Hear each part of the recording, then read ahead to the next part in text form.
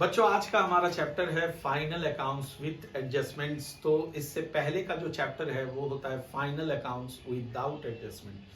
Final account without adjustment में आपको सिखाया जाता है कि आप trading account, profit and loss account और बैलेंस शीट ईयर के एंड में कैसे बनाते हो, कौन कौन सा आइटम ट्रेडिंग में आएगा, कौन कौन सा आइटम पीएनएल में आएगा और कौन कौन सा आइटम बैलेंस शीट में आएगा, ये आपको सिखाया जाता है। फाइनल अकाउंट्स विथ एडजस्टमेंट में भी हमें इन तीनों को बनाना पड़ता है, लेकिन साथ में रहता है बहुत इंपॉर्टेंट एडजस्टमेंट्स। तो यानी एडजस्टमेंट्स को मद्देनजर रखते हुए, उसको दिमाग में रखते हुए हमें ट्रेडिंग, पीएनएल और बैलेंस शीट बनाना पड़ता है। तो आज मैं आपको कुछ इंपॉर्टेंट एडजस्टमेंट सिखाऊंगा। इतने सारे एडजस्टमेंट्स एक क्लास में, एक वीडियो में आपको समझाना पॉसिबल नहीं है, तो मैं इसके लिए कम से कम 3 वीडियोस डालने वाला हूं और इन तीनों वीडियोस में, तीनों क्लासेस में आपको मैं पूरा एडजस्टमेंट्स सारा बता दूंगा। तो आज का जो हमारा क्लास है इसमें हम लोग स्टार्ट करेंगे बहुत इंपॉर्टेंट एडजस्टमेंट, दैट इज, आओ देखता हूं कौन सा एडजस्टमेंट सर। तो सबसे पहला एडजस्टमेंट हम लोग यहां पे सीखेंगे बैड डेट्स एंड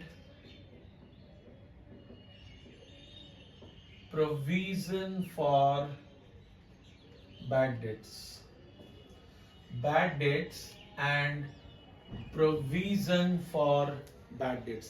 क्या होता है सर इसका मतलब? इसको बड़ा सिंपल तरीके से समझते हैं। बैड डेट्स का मतलब होता है जो पैसा आपने किसी को उधार दिया था, यानी जिसे हम लोग अकाउंट्स की भाषा में डेटर कहते हैं, और उसने आपको पैसा वापस नहीं किया, तो इसका मतलब वो पैसा आपका डूब गया, तो उसे हम बैड डेट्स कहते हैं। बाद में ऐसा ही कोई फ्रॉड आदमी आपको दोबारा मिल जाए और आपको ये शंका हो कि हो सकता है पिछली बार की तरह इस बार भी ये आदमी मेरे को पैसा न दे। अभी वो पैसा नहीं देगा ऐसा उसने नहीं कहा है, लेकिन आपको ऐसा फील होता है कि कहीं इस बार भी हमारा पैसा डूब ना जाए, तो उसे हम कहते हैं एस्टिमेटेड बैड डेट्स। अभी मैं एस्टिमेट कर रहा हूं, एक्चुअली में वो बैड डेट हुआ नहीं है। तो जब आप बैड डेट्स का एस्टिमेट करते हो तो उसे हम लोग कहते हैं प्रोविजन फॉर बैड डेट्स। और अकाउंट्स में एक थियरी है, एक प्रिंसिपल है जो हम बच्चों को बिल्कुल स्टार्टिंग में पढ़ाते हैं, उसे कहते हैं concept of prudence. Concept of prudence हमसे ये कहता है कि अगर आपको ये तसल्ली हो जाए कि अगले साल आपका कुछ लॉस होने वाला है, तो उस लॉस को हम करंट ईयर में ही शो करते हैं। तो प्रोविजन फॉर बैड डेट्स एक ऐसा ही लॉस होता है जो कि होने वाला है अगले फाइनेंशियल ईयर में, बट मेरे को ऐसा लगता है कि ये होगा ही, तो मैं उस लॉस को इसी साल शो करता हूं। इसे प्रोविजन फॉर बैड डेट्स कहते हैं। तो अगर फाइनल अकाउंट्स के चैप्टर में ये एडजस्टमेंट्स आ जाए तो हम इसको कैसे सॉर्ट आउट करेंगे, आओ सीख लेते हैं। जैसे फॉर एग्जांपल सपोज करो कि ये ट्रायल बैलेंस है, ठीक है। ट्रायल बैलेंस के अंदर ट्रायल बैलेंस में क्या क्या रहता है? एक रहता है डेबिट, एक रहता है क्रेडिट और एक है पर्टिकुलर्स। अब इसमें क्या क्या गिवन है? सबसे पहले तो डेटर्स गिवन है। डेटर्स है, सपोज कर लो 1 लाख रुपए की डेटर्स है। एक आपके क्वेश्चन में दिया रहेगा provision for bad dates. Provision for bad dates, let us से दिस इज गिवन 1000। एक गिवन रहेगा बैड डेट्स, ये गिवन है 1000, ठीक है। और सर एडजस्टमेंट्स में क्या रहेगा? तो ये रहा एडजस्टमेंट्स। जब आपको क्वेश्चन पेपर मिलेगा तो ये एडजस्टमेंट्स रहेगा। सबसे पहले एडजस्टमेंट्स में गिवन है create a provision of 5% for bad debts, और दूसरा there is a further bad debts of rupees 5000। So this is the question. ये ट्रायल बैलेंस गिवन है और यहां पे दो एडजस्टमेंट्स गिवन है, ठीक है। हमें इन एडजस्टमेंट्स को फाइनल अकाउंट्स में इसका इफेक्ट डालना है। कैसे डालेंगे, तो उसको समझने के लिए पहले टर्म्स को समझना जरूरी होता है। ट्रायल बैलेंस के अंदर एक बैड डेट्स गिवन है, इसका मतलब है ये वो बैड डेट्स है जो ड्यूरिंग द ईयर हो चुका है, ड्यूरिंग द ईयर हो चुका है। साल में किसी भी दिन मेरे को पता चला ये पैसा डूब गया, this is called bad debts given inside the trial balance, है ना। यानी इसका मतलब ये जो पैसा है वो ऑलरेडी डेटर से घट चुका है, वो ऑलरेडी डेटर से घट चुका है। और अगर और गहराई से पढ़ना चाहे, यानी मेरा डेटर जो था साल के शुरुआत में वो 1,01,000 था, वहां से ये पैसा बैड डेट 1,000 हो गया, मेरे पास डेटर 1,00,000 बचा।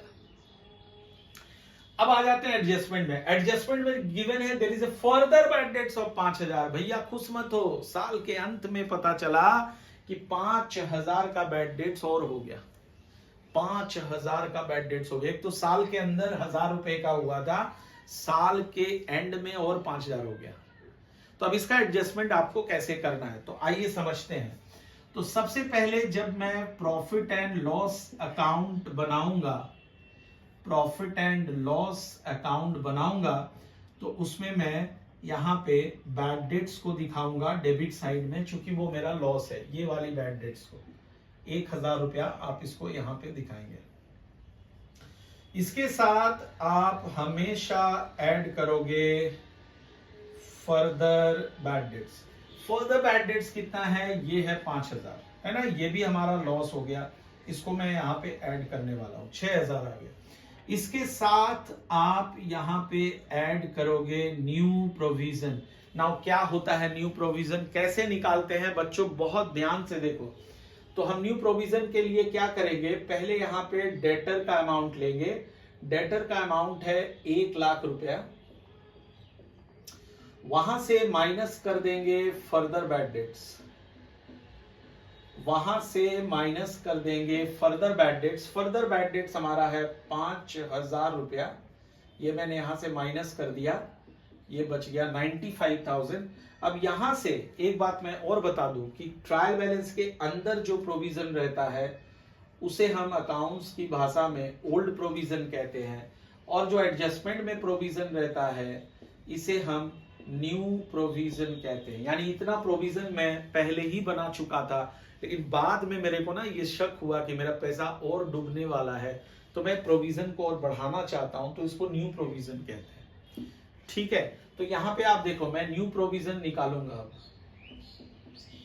बहुत आसान है, बहुत आसान है, इस फॉर्मेट को बस याद रखना है। तो न्यू प्रोविजन अब इस 95,000 पे निकलेगा। हमेशा याद रखिए न्यू प्रोविजन जो है वो हमेशा नेट अमाउंट ऑफ डेटर्स पे निकलता है, सारा डेटर का एडजस्टमेंट करने के बाद जो पैसा बचता है उस पर निकलता है। तो यहाँ पे 95,000 बचा है डेटर, उस पे ये आपको निकालना है 5%, सी दिस 5%। सो अगर इसका मैं निकालता हूं 5%, तो दिस गिव्स मी 4,750। ये हमारा न्यू प्रोविजन आ गया। तो क्या किया हमने डेटर में से फर्दर बैड डेट को माइनस कर दिया, फिर जो अमाउंट बचा उस पे मैंने न्यू प्रोविजन निकाल लिया, और ये 4,750 आ गया। तो मैं यहाँ पे 4,750 ऐड करने वाला हूं, तो मेरे पास टोटल हो गया 10,750। फ्रॉम देयर वहां से आप माइनस करोगे ओल्ड प्रोविजन। ओल्ड प्रोविजन जो ट्रायल बैलेंस के अंदर रहता है, 1,000 रुपया आप यहां से माइनस कर दोगे, तो ये बच गया 9,750 रुपया। Hopefully this is absolutely clear. अब आता हूं बैलेंस शीट।